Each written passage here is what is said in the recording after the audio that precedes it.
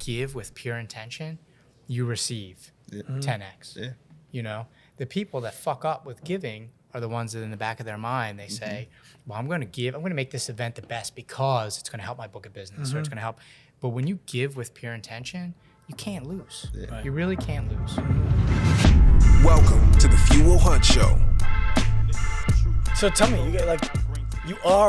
I was going to ask what I thought was a dumb question, which is how long you guys been cousins for? Yeah. And then I realized that's a stupid question. But then you guys told me it's not a stupid question. So talk to us. What do you mean? Yeah. So we're cousins by marriage. So when did Jay marry your mom? I was 11, so like 20 something years. Quick math. Yeah, like it's 20 something years ago. But it's funny, like I always had, my mom's the oldest, so I always had younger cousins, and Joe was like the first like bigger cousin I ever had. That was like, I always looked up to him. He was like doing big things when he was like, he like had like a full-time job like right out of college. Like he literally like was like highly sought after tech guy over here, and like so, and we always come dressed like to family parties like highly elevated casual, and I was like, I want to be like that guy. Like that's how it all really started. I need you to be my stylist. What's that? I've toned it down over the years. This is like elevated casual, but before this it was suits. So I would love to do that for you. I'm not kidding at all. I just told my wife, I'm like, I'm gonna talk on more stages this year. I'm gonna be on more podcasts this year, and this looks fine and cool, but I wanna have like a signature look that's not he could be in a gym training sessions. You know what's interesting? From the neck up, you got a very put together look. Like Thank you. I love fresh it. fade, a fresh not fade, bad nice from the beard neck up. trim. The rest is a disaster. Well, from a design standpoint. Yeah. That's not so good from here to here or from here to here. 15% of you is fine. It's great. The other 85. I love it. I got a guy in Philly. If you're serious, we've established that your ride to Philly is pretty peaceful. Yeah. Right? Or at least it was today. So I got a guy in Philly to hook you up. Okay. You signature style, custom suit. Yeah. Are those jeans from Commonwealth Proper? They are. Yeah, nice. Shout out Commonwealth Proper. Yeah, they're nice. I don't know if I'll take a custom suit if it. You know what? No, I do need a new suit. So yeah, let's do it. They do custom denim, everything. Connect. All right. I need someone to say, listen, the shape of your body, the shape of your face, the shape of your ears. Yeah, he can do that. He can do that. You need this. He can do that. They do full closet audits. So they'll come to your house, go through your closet, get rid of this, get rid of that, get rid of this, replace it with all custom stuff. Well, what's in my closet is a bunch of T-shirts that say Active Life on them. And then what's in my drawer is a bunch of stuff that either says Fuel Hunt on it or says Active Life on it. Well, man. Seriously, that's about it. I have some Good Life T-shirts and they're V-necks, and that's all I got. All right, so the Good Life stuff will probably go, but the Fuel Hunt stuff's staying. It's definitely staying. So you asked me a good question before we started, and I really appreciated the nature of the question because there's a sign behind you that says, "Comfort is a slow death, prefer pain." Yes. Right? And you were asking, "Hey, are you good with that? Like, I know what your company does, and I want to make sure that that's cool." How do you guys describe pain when you're saying prefer pain? Yeah. So of course I'm gonna ask that question because one of the things is you want to help people be pain free, right, and still do what they love. Right? That's correct. So preferring pain, I figured maybe would not jive with that. But the way we explain pain is that it precedes your power. It's kind of like the seed of your power, right? Nothing that is worthwhile doing is easy. There's some difficulty. There's doubt built in, right? There's fear. There's painful emotions, and sometimes it's downright painful physically, right? In the gym. Things like that. So pain is a predecessor of power, and that's the way that we describe it in the community. The reason I like it as I look over there at a trust hard work sign is because the way I interpreted it was similar to what you were describing. The way I was interpreting it was the idea of you're going to feel pain, and that's going to cause you to change. And that change is going to be an elevation of who you are. The way we describe pain is it's a negative emotional response to irritation. So I feel something, I don't like that, I've got to change. So it actually jives. Like I don't think our clients would prefer to stay in pain. Right. So the literal interpretation of it, which I don't think is what you mean anyway. So I actually liked it behind this. Yeah, exactly. It's funny because your clients don't prefer to stay in pain. However, they still want to do things that require endurance, right? Yep. And the appetite for pain Yeah, well, after they're healed. Go ahead. The painful part for them is doing the hard work and getting outside of their comfort zone and coming to you and doing what's necessary to get out of pain. Yes. Yeah. So that's where the pain comes up. People like to comment on our posts and our ads, like say, like, "Oh, I prefer pain." Like, Yeah, like it's some alpha thing. yeah, but You know, really, nowadays, no context. Dude. Like nobody wants context. They want everything 3 seconds. You know, we just posted something the other day. You know, it's a swipe. The first slide triggered everybody. Nobody took 3 seconds to swipe to the second slide. And What was read on the first context. slide? Was it like Well, it people did- in jock straps and stuff? It did say you're still not good enough, but it was which You're is not. true. Look, exactly. See, you get it, right? and that's what either you're an eagle or you're not. So yeah. Either You're one what? of the, either you're an eagle or you're not. That's, yeah, that's you're what one of you the have to few or say. you're not. Yeah. You know. Yeah. The community understood it immediately, but the rest of the internet. But that's what our friends that's do. how Robert we- talks about all the time, right? The 51-49. We, as much as we would like the 49 to become 48, the reality is they're 49. Yeah. Yep. And if we're talking to a group of, I made this mistake over the last 3 years, frankly. 2020 kind of rocked me a little bit. Sure. And I'll share why. It wasn't like I'll just share why. It was a great year for business because when shit hits the fan, I'm the guy you want with you. Because I'm like, I'll be a dictator. I don't have to think about feelings. Let's just go. Yeah. And it grew the company. And I got a lot of like good feedback and a lot of critical feedback around the way I was talking. And so I started to, things are going well. So it was easy for me to say, okay, well, let me manicure it back, manicure it back, Yeah. manicure it back. And then eventually I'm looking at my language and I'm like, dude, you sound like you don't believe in anything. Yeah. Everything is too soft. So now I've kind of taken those gloves off and trusting myself more. And I'm getting a lot more of what you're describing. Yeah. And people, I'm sure you get this too. And this is something that's actually interesting to me. People will come in and be like, oh, you just posted that for the clicks. Yeah. I'm like, well, hold on. First of all, we're on a social platform where the point is to make sure people see stuff and click on stuff. And second of all, did you watch it? Yeah. Yeah. So Exactly. how do you guys deal with that? So yeah, we've in the beginning, I think we were guilty of that too. You know, manicuring how we really felt. You know, wearing the velvet glove over the iron fist type Yep. thing. Yeah. You know what I mean? Now we're much more iron fisted, and you know, I think what brought that about was when we started to actually come out with our beliefs, the rules of the few, like how we live. We found our people, and that validated us. But that they're still the few, not the many. You know what I mean? And you're going to get comments from the many. And to be honest, I was telling Drew, like, I'm in my Bruce Lee era now. Like,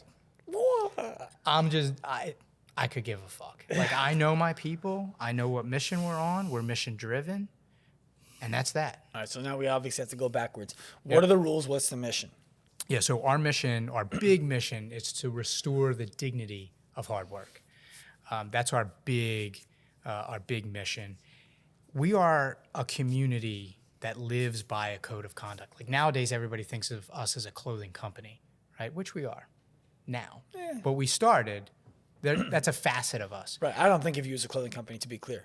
That's because you're awesome. Number one. You're our people, right? Thank you. So everybody thinks of us that way. Most people think of us that way nowadays. But our roots are as a community that lives by a code of conduct to create change in society.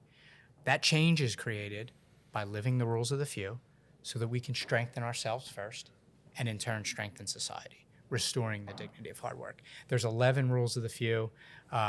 One of them is prefer pain, right? As you see on the flag.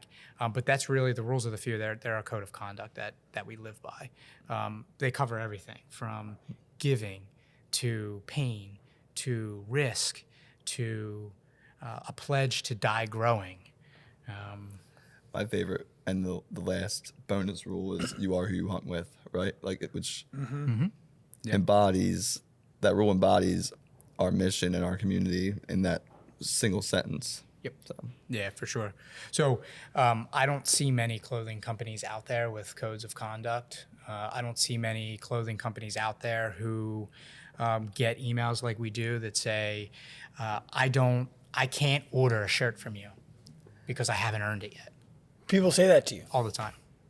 That's I get emails literally all the time. Hey, I'm on your list. I love your emails, Joey, but just want to let you know I haven't placed an order yet because I haven't earned the shirt. How do you respond to that? Sorry, Drew, you were going to say something. Back to the rules is like it shows everyone what it is we stand for and what we hold true as our values. And when you're spending your hard-earned money that you worked hard for on a piece of clothing or anything, you're telling the world like this is what I stand for. These are the values I relate to. So that's what's so important about having them for us. That's what I see you guys as. I see you guys as an identity brand, not as a clothing brand. And the clothing to me, like I'll be honest with you, because I've been lying the rest of the time, right? So now I'm gonna start being honest. When I throw a Fuel Hunt shirt on, I feel like I need to carry myself differently. I can't show up to a Muay Thai class in a Fuel Hunt shirt and be like, I just need to take a quick break. Yep. No, I think that's why, that's part of the reason why I get the emails I do. And to answer your question, I do tell I tell the members of our community, like, listen, like, it's about your work, not your win. So they'll say, hey, look, I have 10 more pounds to lose. And then I'm gonna pick up a blade tee and I'm gonna wear that. And I'm like, wait, 10 more? How many have you lost? Oh, 70. Yeah. Okay, wait, you're one of the few. It's about the work, not the win. Right. So gear up, and a matter of fact, it's on me, to celebrate that, your weight loss journey. Right. But you hit the nail on the head. There's an, and it's been there since day one. There's an unspoken accountability. When you wear Fuel Hunt, you have to carry yourself differently. You have to perform differently because you're being watched, and not by everybody else, but by the few. There is a person that's in your state or in your city that put on that same shirt and they showed up and they showed out and they're putting out, and you must do the same. It's a personal responsibility thing. The last thing in the world I want to think of myself as is a fraud. So no matter what I'm doing, even when I'm not wearing the gear, right? I show up as who I say I am. Yeah. And when I'm wearing your gear, I understand that there is a level of standard that you guys are upholding as a community. And so when I'm putting that shirt on, I feel as though, in a way, I'm representing you. And so now if somebody sees me going soft, taking the easy way out, whatever it is, they're going to identify your brand as just a regular, normal brand. I don't want to do that. Yeah, I mean, then we'll be Nike. I mean, and to a certain degree, like this is the way I look at it, right? When somebody wakes up in the morning and they put on Nike, the last thing they're thinking about is there's somebody in my city or state that's putting the same shirt on, that's living by these standards, and I'm going to show up because I'm accountable to those standards as well. What they're thinking is, I put this on, it's socially acceptable, it's cool, and professional athletes wear it. Like there's they're completely different things. Yeah. And we recognize that from the beginning. And that's why, we built the community that we did. Well, so this is what we wanted. This is the goal. I want to hear about the beginning, because this is not something that, at least I don't believe, you could start and then be like, oh guys, hey, we're going to go back in time. We actually work hard around here. So how did you do that from the beginning? Yeah. So we worked hard. It's been a long journey, right? Yeah. It's been a long journey. We started in rumblings of Fuel Hunt in 2016. Okay. Right. Actual formation of Fuel Hunt the community in 2017. And notice what I said, Fuel Hunt the community, because there's no fucking clothing. I'm sorry. Can I curse on your show? Yes. I hope so. Yeah. So I did. no clothing, right? Just community. And what we were doing was, in long form content, blog posts, Instagram posts, we were putting out messages about the work, what it felt like to do hard work, what it felt like to try to build something great, right? To an extent, what it felt like to be alone on that journey. Right? And not from a victim standpoint, like, woe is me, I'm working hard and nobody's working hard with me. Just the reality of the fact that when you have high standards, a lot of the work that you do is going to be in silence, in the darkness, and alone. So we started putting that content out there, and that's how we started building the community. It wasn't until 2019 that the community started to say, oh, prefer pain, like, well, comfort is a slow death. We want this on apparel so we can represent who we are as a community and what we're doing. That's when clothing came into the mix. You know, so from the very beginning, it was even before clothing, it was very difficult. It's difficult to build an authentic community. You have to be that person. You know what I mean? Like you can't, I'm going to build a community of hard workers. And really in the back of your mind, you're thinking, because one day there's going to be a payday for me. Right. Like you have to have that mission from the gate. Yeah, when Joey and I first started rumbling or talking about it, he was somewhat of a mentor or confidant for me. And we had already both experienced success in our business lives, I mean, that we worked together in. And he said to me on the phone one day, it's like everybody's, like we say, everybody wants to eat, but few will hunt. And I was like, what the fuck did you just say, dude? Like, I was like, that's fuck, because I was in sales, as you know, and I was like, that gets me fucking gassed up, dude. Like, I gotta put that on a shirt ASAP. Yeah. And I printed like 12 of these shirts. Like, we did like a whack shirt and printed 12 of them, and then we just like had them, right? Me and Joe, we were wearing them, giving them to our uncles, like. Yeah.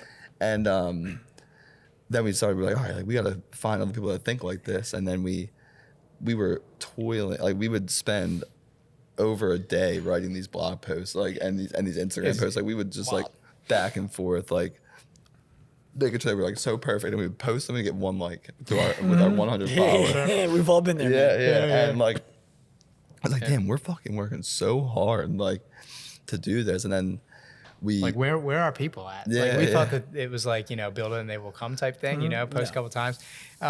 It took a while. So we kept grinding, kept posting, and then one day we were like, oh, like, let's post this shirt that we have that we made a year ago, and like we posted it and people were buying it, and they're like, oh, we didn't know you even had this. And like it was like basically buried on our site too. Like there was like, and we're like, oh shit, if we want people to buy something, we have to tell them about it. There was no selling environment. Like it was literally all like, hey, this is who you are, this is who we are, we work hard, this is our identity, let's band together, let's make a change in society. Sorry, I didn't mean to cut you off. There you go. There's making a shirt and selling it, right? And then there's adopting the mindset of, oh, people would rather buy from us than just consume our content. Because I love that you guys recognize that. There's this toxic, I don't know, fear or allergy to money, to asking, to putting an offer out there and letting people pay you for it and being proud. I want to make a lot of money. I want to make a lot of money doing things that make other people happy, that inspire other people. And what's fascinating to me is that you guys started getting more attention, more love when you finally started selling, because a sale isn't actually an ask, it's an offer. It's a welcoming into our world. Yeah. I think that's super cool. Yeah, really well said. Really well said. And there was such a hard correlation because we had pure intentions, whether we were making an offer and selling something, or we were just giving of our content for free. Like they're correlated together. It was the same value that they were receiving, you know, an affirmation of identity and the fact that they weren't alone. Like there's other people out there. We glazed over how that conversation started. It started because we were seeing trends in society. You know, we were seeing shortcut seeking, right? We were seeing victim mentality. We were seeing entitlement. Like that's really what sparked the beginning of the community combating all of that. And it just so happens that hard work's the antidote, you know, to those things. Surprise, surprise, and motherfucker. It all, the reason I feel like it all worked out is that we were, so like one of our core values is to give, right? Like give first.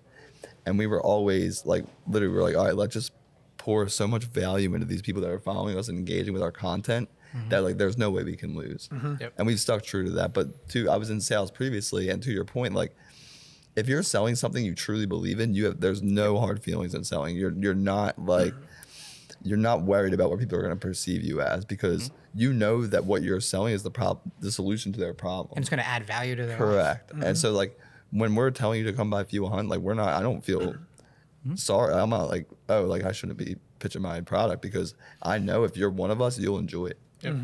I mean, we just had a conversation. Your example was when I put on Fuel Hunt, right? I know I have to live to this standard. Yep. So again, there's a correlation. It's all about identity, and we never. I don't wish, but I wish I could say that we had some master plan of like give, and then drop the bomb where it's like make all these offers type thing. was never like that. It was like, how can we wrap each and every community member in so much value that they grow and they improve their lives? Well, that's why I wanted to partner Active Life with you guys. You know, and for the record, every single engagement I've had with either one of you in every environment has been exactly what you just described. So I'll give some backstory here. The first time Drew and I met, Drew owned a women's only fitness club, and he was selling like merchandise that I could buy and put my logo on. And he hooked me up with a bunch of like, I don't know what you call them, the cups, like the you know, the stainless steel cup that keeps your stuff cold. Sure. And he crushed it. Crushed it. And I didn't know him, and he wasn't making a ton of money on it. It was like an order of 100 cups or whatever it was. It was like Slim margins too with you. I know. I'm sure. Hey, listen, I gotta get mine. You know, I work hard. Just hard work, bro. And then I find out you're the Fuel Hunt guy, right? You're one of the Fuel Hunt guys. I come see you guys in the city, and we talk about. I'm like, I want to brand Active Life with Fuel Hunt on a shirt, because your audience is exactly who we want to be working with, because what we do is so hard. Yeah. It's so hard. And it takes a very special kind of person to do it, to not complain about the work, to be successful, and then to go out into the world and tell people that they have this option. And I know that you guys have that audience. And when I brought it up to you, you were like, yeah, well, let's do it. Let's throw it on a shirt. Well, you tell me what you want to do, we'll get it done. I was like, well, what can I do for you? And you said, look, we're just going to give first, and we'll see where things go. So I just want to let everyone know that everything you just said is 100% true. I think, you know, nowadays people miss the fact that when you're building something, you have to be what it is. Like you have to be the brand, you know? And I don't even use the word brand to describe Fuel Hunt. I use the word bond, you know, which shouldn't surprise either of you, but you've got to be it. You've got to live it. You know, people can feel that. That's why when you put on a Fuel Hunt t-shirt, you feel that energy, because you know, not only the rest of the community, but the people behind it are living that standard, you know, that identity. Well, it's the people who, for me, the community is one thing. I want to honor the guys who made it. You guys put effort into the design, effort into the language, effort into the photos that you took. You have a certain tone of color and attitude that comes across in the photos that exemplifies an identity. And for me to wear it and then just disrespect it is disrespectful to you guys. And so I can't do that. And I want, you know, I was recently, to echo what you were just describing, I went to an event this weekend for my friend Gabrielle Lyon. It's called the Forever Strong Summit. I wasn't speaking. I wasn't on a panel. My whole thought was like, I'm going to go attend, and I'm just going to try to make this event better for everybody who's there so that Gabrielle gets top reviews. Not about me. They're not going to write, this guy, Sean, and I met. They're just going to write, this event was amazing. And I got more opportunity from that than I've ever gotten from anything else, and I had no intention to get opportunity from it. Yep. You hit on a lot of things there. One of the roles of the Few is to get give. One of our core values as a company, Fuel Hunt the company, is we give first, right? And we always talk about that. When you give with pure intention, you receive 10x. You know, the people that fuck up with giving are the ones that in the back of their mind, they say, well, I'm going to make this event the best because it's going to help my book of business or it's going to help. But when you give with pure intention, you can't lose. You really can't lose. And that's what we've done since day one. So, well, the funny thing about that is, for a while, I was doing what you just described, right? Like I was trying to give, always with the what's going to come back. Like, when does this come back to me? And so what happened was I wasn't actually able to give enough. I thought I was. But I wasn't able to give enough. And so that didn't come back. And everyone always understood there's an underlying, he's waiting for something else. So I can't even take what he's trying to give because I can't guarantee I'm going to reciprocate. So one of the things I try to tell anybody young coming up right now, not to say that I'm old, but someone newer in the industry, is you have an expectation and everybody can feel it.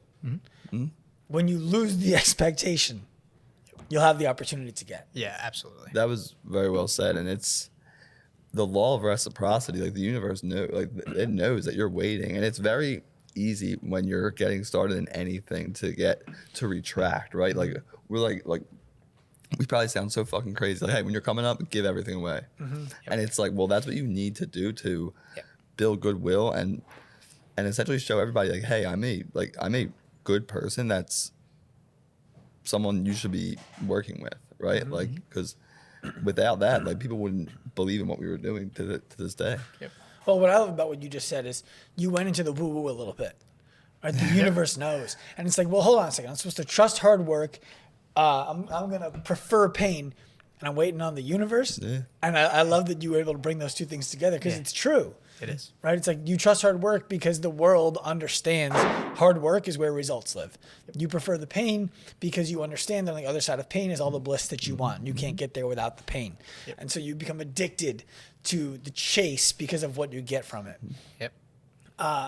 And by the way, sometimes you don't get anything that you wanted. Many times. You just get the pain. Many times. So let's go to that because you made a post recently and I was just like, oh, God, this guy's singing to my soul. Yep. It was something along the lines of, 99% of the time it's a shit sandwich. And then 1% of the time, good stuff happens. And you're an entrepreneur for the 1% of the time. Absolutely. And it made me feel at home because when you're running your own company, people ask you from the outside, the number one question is what? How are things going?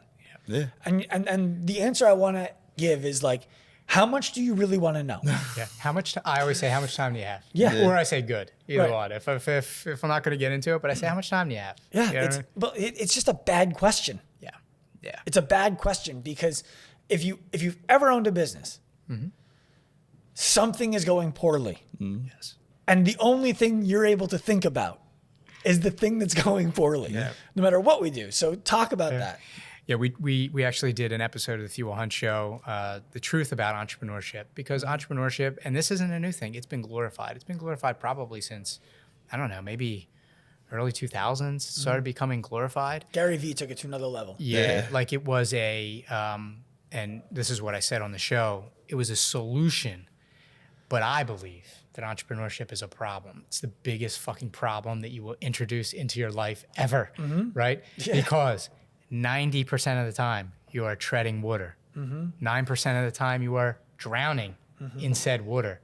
1% of the time you are walking on the water. Right. You know what I mean? And it's that 1% that makes it absolutely magical because that's when you see the impact, the impact of your big mission, whether it's a client, right, that now returns to what they love to do pain-free in your world, or in our world, well, kind of the same thing, actually. Someone that returns back to training after recovering from an injury that was difficult on them mentally and physically. Someone on a weight loss journey. Someone that's now a doctor, got their doctorate. Someone that started a family, bought their first home. Going through divorce, recovering from alcoholism. Yep. Like anything. Like, we have our examples in the Fuel On community run the gamut. Right. To that point, 1%. the most powerful. I'm in the DMs like every day, and I'm just like, the most powerful one we got was like you saved me. Like the person was going to told me the story they were committing suicide like the day before they were reading one of our posts, and it was Loaded 38. Loaded 38 special. Go on. we just got into the deeper talks of the situation, but like he just thanked us like profusely for like saving his life, and I was like, wow, like he emailed in and he said that this week was his last week. Literally, that's what he said. This is my last week to get it all right, which is crazy that he was trying to write like his personal stuff, his professional stuff, his family stuff. I'm going to give myself this week, right? Saturday is the day. If I don't get it all straight by Saturday, I got my loaded 38 ready for me. He saw Thursday's post. So we were in at the wire. Like, that's too close for comfort for me, Thursday to Saturday. And he saw that post on Thursday, and he was like, look, like, number one, I'm putting too much pressure on myself. This is unrealistic for me to write my life in a week. Number two, I can do this. Like, he literally believed it. I can do this. And I'm like, fuck yeah, dude, you can. What was the post? What was the post? I have no idea. I forget the actual post. Well, that's the itself. crazy thing, right? Because it's like you guys probably wrote that post like, this is good. This represents us, and threw it out. Yep. And didn't think anything beyond that of it. And then this guy's like, you saved my life with an Instagram post. Wild, right?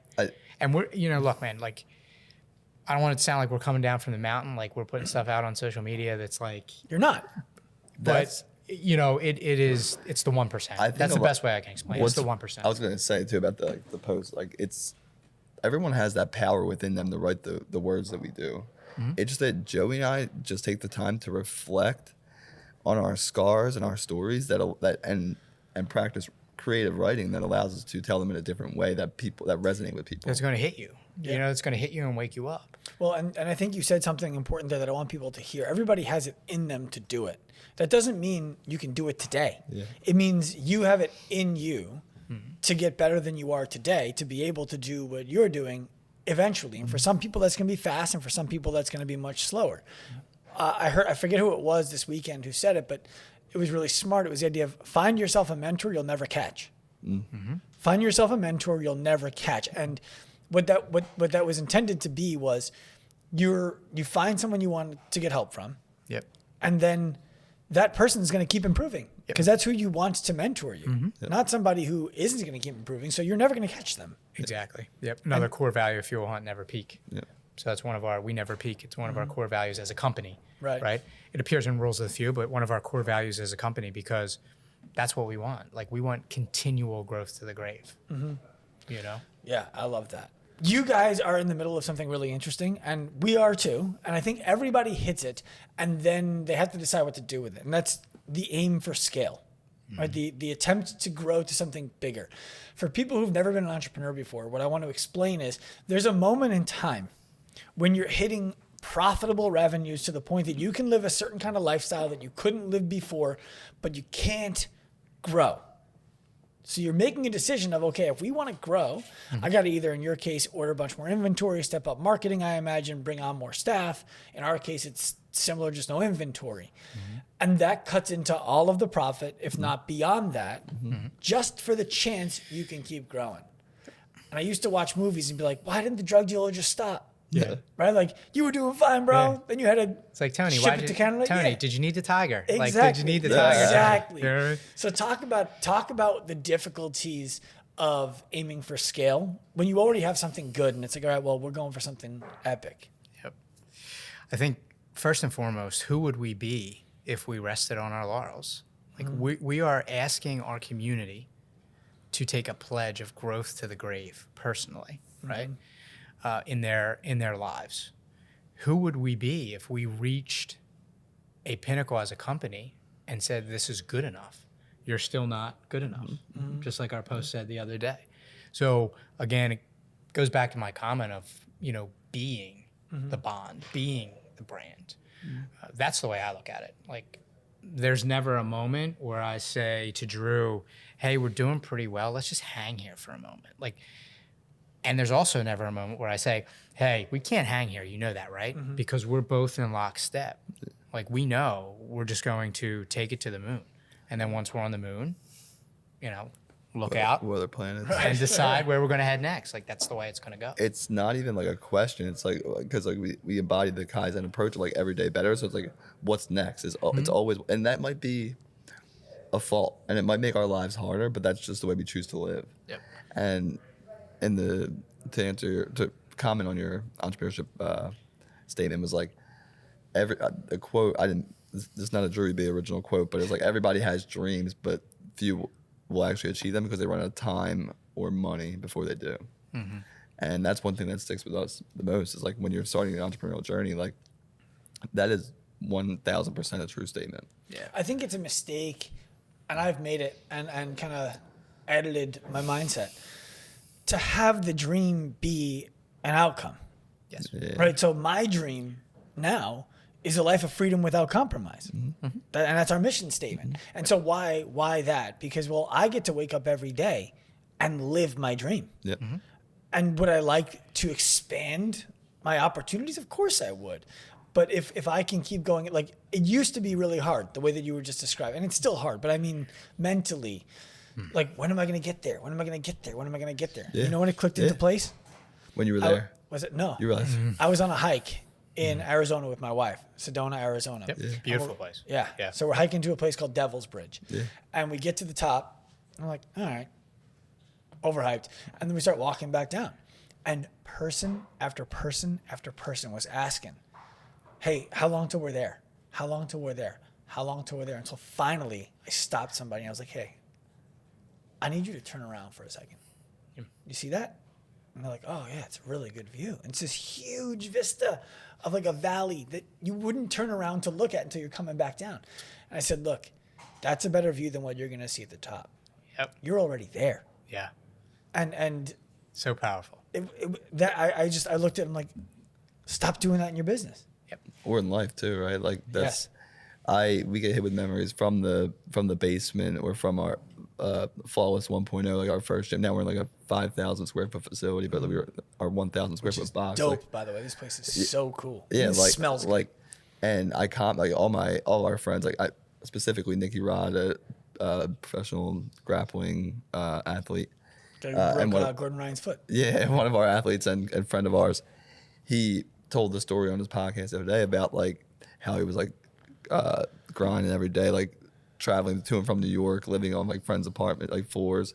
And I commented, and I was like, the dream. Like that is the dream. Like, this is the dream. Like what we're doing every day, waking up and having the opportunity to chase your dreams is the dream. So Yeah. Joy's in the hunt, not the feast. Yeah. Yeah. The thing is, though, and this is where I think you and me and any entrepreneur who understands this is the grind I chose and enjoy. Mm-hmm. I think people can miss something very important when we talk about it this way. And that is that there has to be an intentional collection of skill development that goes along. You don't get to just work hard Yes. and not develop, right? You guys were talking on our break about copywriting. So I would love for you to use that as an example of it's not just grinding away doing the same thing, and share with people what you learned and how you learned it to get better at that. Yeah, skill development. This is where people bastardize the work harder, work smarter thing, at least in my mind, right? Because they assume that working smarter comes with less effort. But that's not the case. The smarter for me is the continual development of skill. And then once you're more skilled, you apply those skills harder and you work harder, and that's how you grow. For me, copywriting, I was always a creative writer as a kid. I really enjoy writing. But our 1.0 posts, or can we say negative 0.5 posts or whatever for Fuel Hunt, were very cliche. They weren't powerful. They weren't hitting people in the feels like they do now. They weren't as relatable. The skill of copywriting helped me do that, and you too, right? So if there's one skill that I've really honed since 2016, 2017 until now, it's copywriting. And I literally live and breathe it, literally. Well, it allows you to actually say what you want to say. Writing to me is very therapeutic, not just for the writer, but the reader. So I know that if I can get my words out on paper or screen in a way that I bleed onto the paper, the reader will understand that they're bleeding for a purpose too. So I started with Joe Sugarman. He's like an OG. I don't know. Are you familiar with copywriting? Okay. I mean, I'm familiar with copywriting, but I want to hear this because the way I typically do these kinds of things is a little bit here, a little bit there, a little bit here, a little bit there. Yeah, so I started off with Joe Sugarman, and he wrote Ad Copy Review. That was the one that I think read, it was Ad yeah. Copy. That's the one that I had recommended to you. And we're talking about old school ad writing, like in newspapers, basically, right? And I Which used is to, what we're back to now, by the way. and I used to hand copy, some of his like sales letters and some of the ads that he wrote, and really understand how he helped people imagine the experience that they would have if they had this thing or they took this trip or whatever, how he really communicated in words, feeling. I love it. I'm going to get that book immediately. Yeah, and I started there. Absolute OG. And I'm funny, man. Like, there's a lot of great resources out there, and there's a lot of great copywriters and people.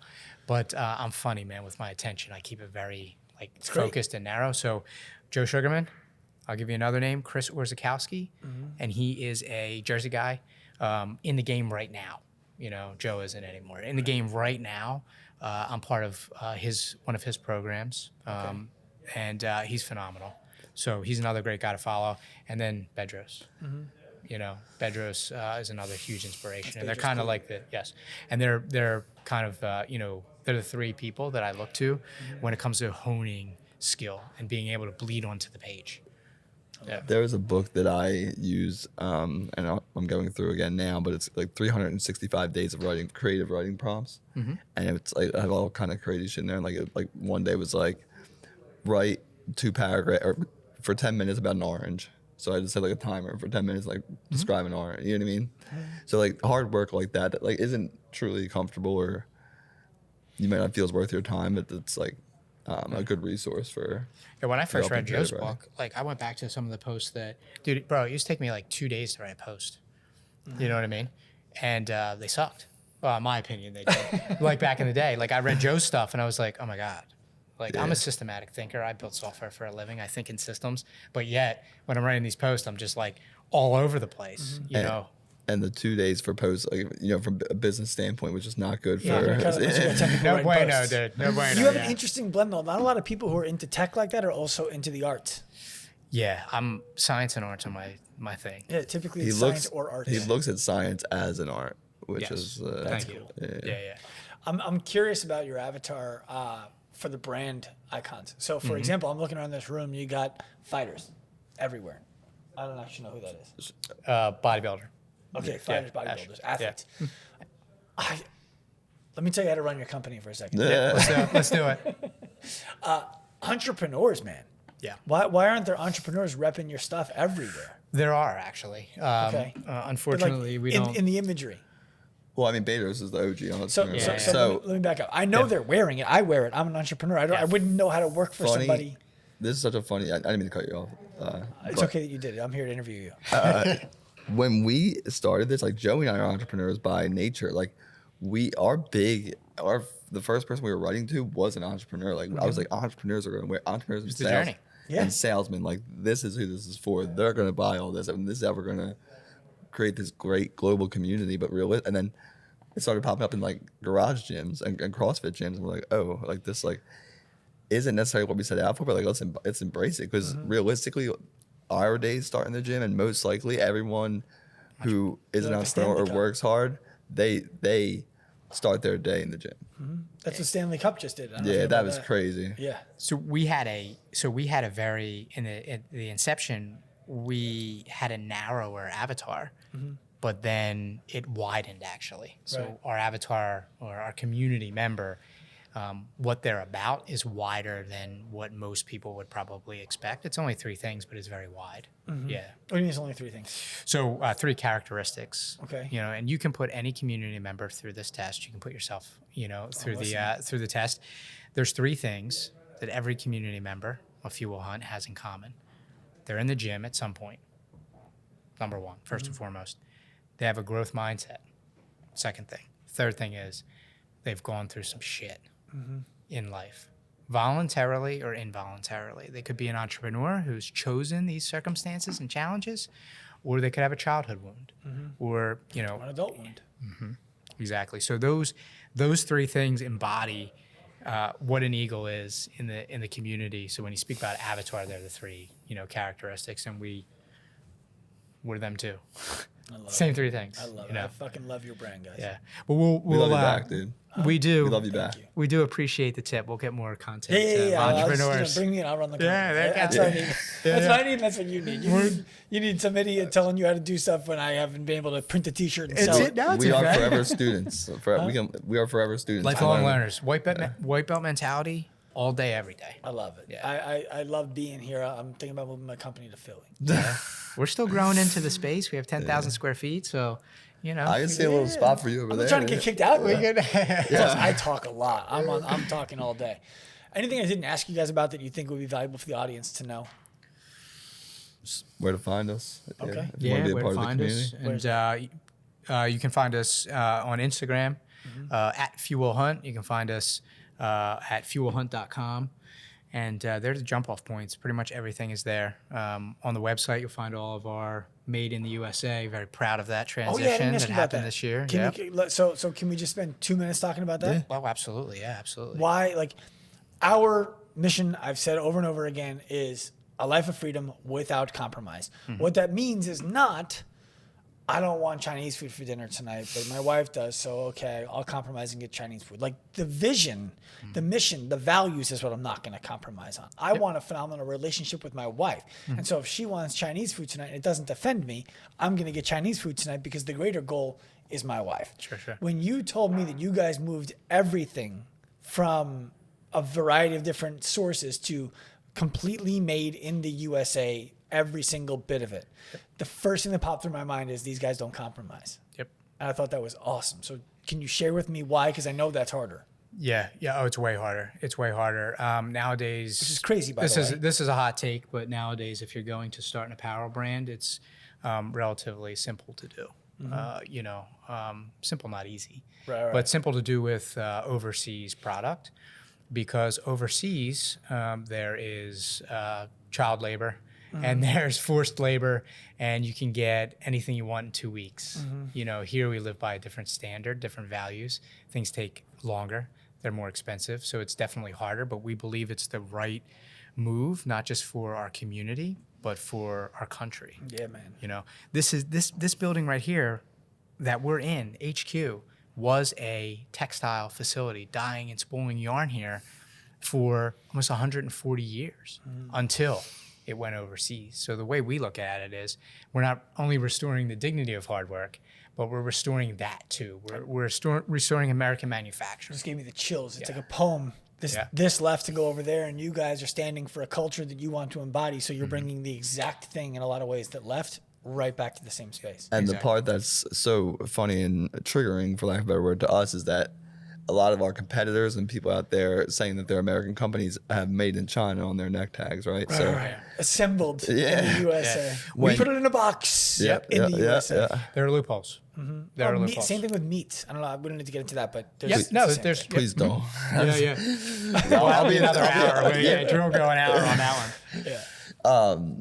But yeah, so what was I saying about the neck tags? But Yeah, that's earned. Like for us, we have an emotional attachment to that neck Hell tag. yeah. Like that is an earned neck tag that says "Made in the USA," and I don't think everybody gets how hard that was. Should add every It's- fucking stitch. And Yeah. one part that has been extremely difficult to elaborate on that is we've had to take down some of our best sellers. Like our gear bag that wasn't made overseas, that was our best selling product last year. We literally are still trying to find ways to manufacture that bag in the United States because we can't sell it for the price we used to sell it at and get it made here. Right. So, and people wonder why it's been difficult also we had to raise prices a little bit to move manufacturing here. But It's a high quality product, lasts a long time. Before we started the show, I told you I'll take you into the back corner of HQ. Let me do it. Let me vouch for you there, because I asked you guys off air. So what are you going to do? Run like a clearance with the old stuff? And you're like, we're going to donate it. That's money that you guys are just throwing through a paper shredder because it doesn't represent the values that you want to uphold. Nobody would give you a hard time about putting foreign stuff on clearance and selling it, but you guys know when you put that shirt on, you're representing something, and you can't live a different way. Who would we be if we did that? That's the way we wouldn't be living to the standard that we ask our community to live to, the standard we live to. Yeah. So you go in that back corner, man. There's some beautiful polo shirts back there, but they're gonna be donated because it's just not who we are now. And when we were talking about scale, and the challenges, intentionally standing up challenges in front of us, cutting over to 100% made in the USA was a huge challenge. It would have been helpful to do some clearance with some products that were sourced from elsewhere, but we rip off the fucking Band-Aid. yeah, we dove right in. We're bad. That's as people, like we're the big rip off the Band-Aid. Oh, I got some wounds. Yeah, You can see the scars. I'll tell you the stories Yeah. of scars, not the stories of open wounds. But that one's a scar now. Yeah. I'm not going to do it here because it would be a long thing. But what I want people to know is one of the reasons that I'm out here, obviously we talked about this, is that we're partnering up on a T-shirt. We are. I'm super stoked about it because our audience, our community at Active Life has been asking, where's the gear? Where's the gear? Where's the gear? Where's the gear? Where's the gear? And I'm like, yo, you don't know how hard it is to actually stand up a legit apparel shop that I don't have to be in the back putting stuff in boxes and making sure it's going out to the right place. So I want to thank you guys for giving our Active Life community the opportunity to wear something with our brand on it that's also going to have yours, so they have a double standard they need to hold when they put it on their backs. And if you're listening to this, make sure you grab a piece. Yeah. Make sure you grab one. I love that. So well said. I almost don't have to add anything, but thank you. Thank you for trusting us with that, because just like you are trusting, just like, you know, we're trusting you, you're trusting us, and our communities are so similar. You know, they live by the rules of the few.